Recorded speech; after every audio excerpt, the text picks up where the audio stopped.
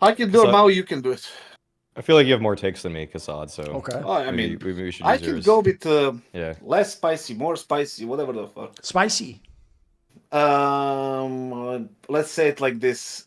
Past, I mean, this will take a little bit of time to prove it I'm right or not. NiKo, That's not really how takes work, but okay, go on. listen. Yeah. 2025 Oh, God, he's will going to be be number the one. last year where Yeah. NiKo is in top 8 players of the year. So we need to wait 2 years, and then he's going to be out of the top 8. Or top 10. Okay. If that's It's the thing though, even though I agree, Maui, it's like an insane one because it's like at that point, even if he's wrong, who gives a shit? In like 2 years, no one's even remember it. But I'll give him this. I am intrigued as to how the fuck he imagines this is ever going to play. So go on then. What are the reasons why? Like, what are the reasons? First of all, like there is a new generation of players that will like they have reserved spot. They're gonna have a reserved spot in the top 5 at the very least. Okay. You know, you have Elige now in phase that will play all the events. You know, we all know that Elige is a top 10 player. Has been even in complexity. He just couldn't play. He's gonna be there. Donk, Shiro, Monesi, Zaivu, Robs. That's already 6-7 players, right? And then somebody will sneak in from some other team. You remember the Astralis and SK eras where they had like multiple people in top 5. Even the latest Astralis with the Blame F being top 5 as well. For me, like, yes, I specifically say this now after they had a good event or whatever you want to call it. Like, I think this will be the year where he will have a lot of, like, to kind of show us and end up probably the top 5 again based on the form and who he is. But next year, we will have more developed Donk, more developed even Zaivu, who is, he was still young, Shiro, like I said, all these names that will be in these big teams. And NiKo will be 29. At 29 is an age that, you can't really expect from him to perform the same way he did when he was 25, 24, 23, 26. So it's a combination of things because he's going to be, even we also know that, he played CSGO better than he plays CS2, right? That's my opinion. Maybe that's a hot take too. But the thing is, like, it suits him more than the other, right? But overall, the combination of things where he is going to be like, not overrun, but like the new generation of the young players that's going to come up, that is already out, but that's going to take those spots. We saw how fast Donk exploded and how fast Monesi exploded. And they are taking up top 2-3 spots already, right? And then who knows? Maybe 2026 there will be another one or 2 players like Kiyosuke or something like that, right? Yeah, somebody like that, right? And then that takes you out, and especially if you have a bad team like they have right now. Yeah, they played the finals, but most teams didn't play the event, so whatever, right? Is it gonna be how many finals does it take for him to stay in that contention for top 10? How many events? How many playoffs? Can they make those playoffs? I don't think they can unless they are the ones that get Monesi and who else, right, in their team, and then maybe he can do it. But that's what I'm banking that they won't do it, and then Monesi is gonna end up in some CIS team or whatever. So overall, 2025 probably from that point on, no top 10 for him. I can't believe for the first time in this show's history, I have more faith in NiKo than Kassad does. Like, I can't believe, like, I don't see a real reason why he's still not going to be a top 10 player in 2026, because this year it's only 2 months into the year, but I'm not going to say he's guaranteed his spot in the top 10. Like, he could get injured or actually something out of server could happen. But if he plays at this level, he's going to be a top 10 player for the year. And in the following year, what I imagine is Falcons keeps upgrading their lineup, and we all know okay. So I guess like you're saying like top 10 in your own eyes, because no top 10 on the official list. He said at the end like maybe they won't like get Monesi or something, so you might actually have the team good enough to make him there too. Was the factor? Okay, that's where I disagree with this. If anything, Falcons is just going to keep upgrading, and we all know how HLTV treats it when you have a good team. You just get gifted a top 10 spot. Like. True.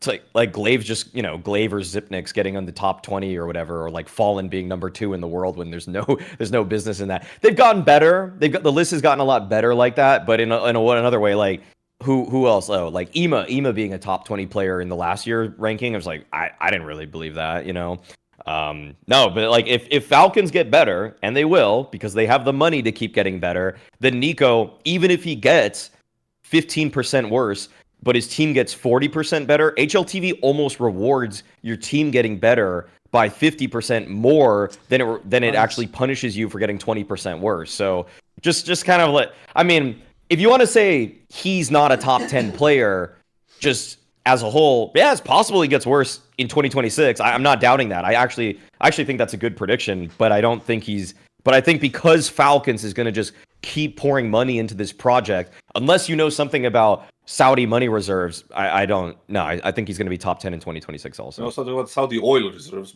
but money, I don't know. All right, fair enough.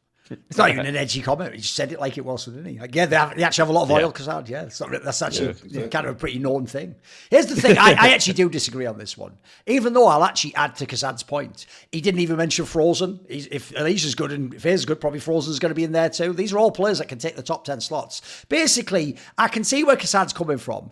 Basically, his take, there's two parts to it. One is the idea that, like, he can't be on top forever. Obviously, I agree with that, by the way. That's totally true. It even happened to Forrest and Gerrit. All the great players, Cold era, they all fall off eventually. The problem is, even among players that fall off, NiKo just seems to be one of those, like, unicorns that it hasn't happened to. Like, you could really have said the same thing about him being 28 and being 27, and it's like, bro, he was on top since he was in his early 20s. Like, he just keeps going somehow. And I sort of agree. I know why you say he's better in CSGO. In CS2, he looks amazing, but that's also mainly on the T side, you know. It's because he has a super sharp fucking 8K. The reason why he was better in CSGO, in my opinion, guys, is because he already was an amazing fucking T side player. But then also, he was just godlike with all the positioning on CT, wasn't he? It wasn't just one or the other. So if anything, you have sort of like taken some of his edge away. So, but here's the problem. The reason I don't agree is I do think he's one of those weird unicorns that could just do it. Not least because I'll even add in, for me, the thing about his game's always been, it always looked smooth. He always had amazing aim. But the other thing about NiKo that is the most underrated part is his game sense is unbelievable.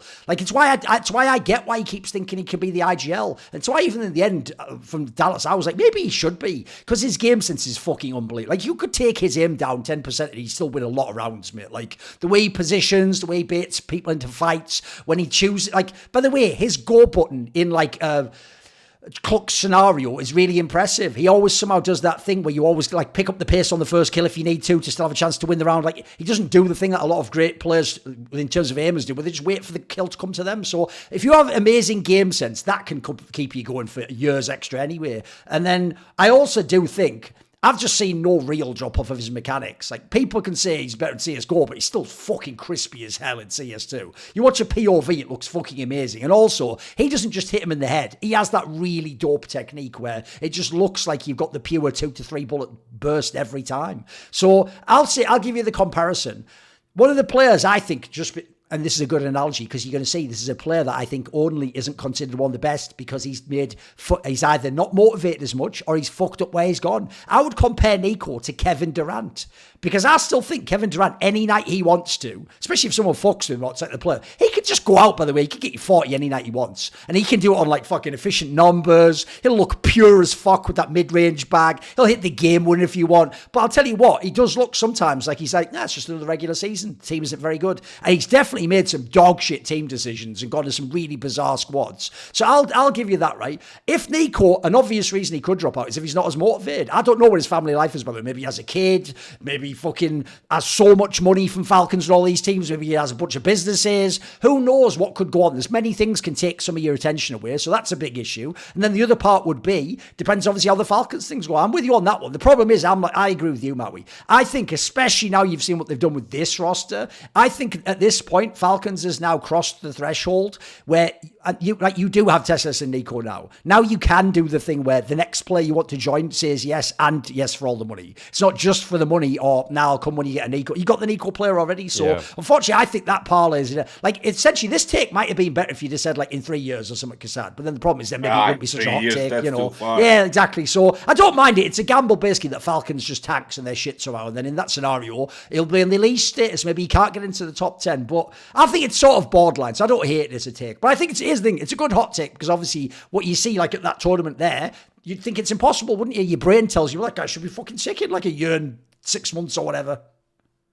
Also, just for the reference, Kevin Durant is not top 10 this year in NBA. So that's because one, he's not motivated, and two, he's in a dog shit team, mate. Here's the thing: if he actually was on like the best team, mate, and he really wanted to, I think he could easily be like the 5th best player or the 7th best player in the NBA. His game is unreal, mate. It's still mega now.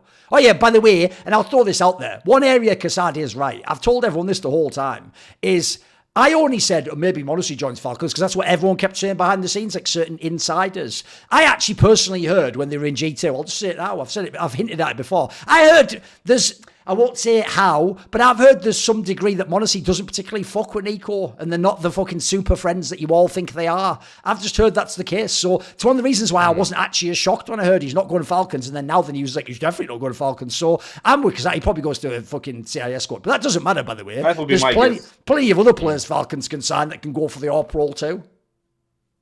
Not that good, but yeah.